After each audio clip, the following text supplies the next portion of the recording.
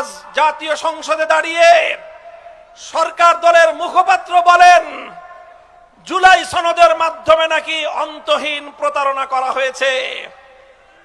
আমি খুঁজে দেখলাম অন্তহীন প্রতারণা আসলে কোথায় হয়েছে।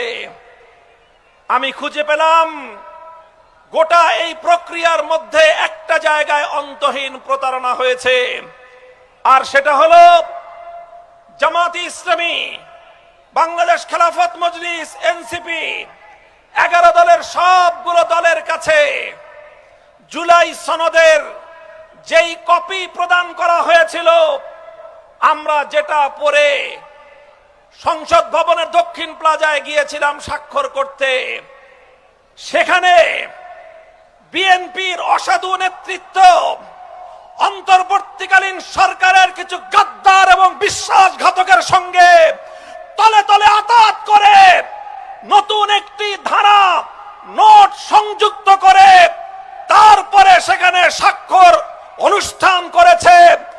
বিএনপির সঙ্গে অন্তর্বর্তীকালীন সরকারের গাদ্দারদের তলে তলে আতাত, সেটাই ছিল অন্তহীন প্রতারণা।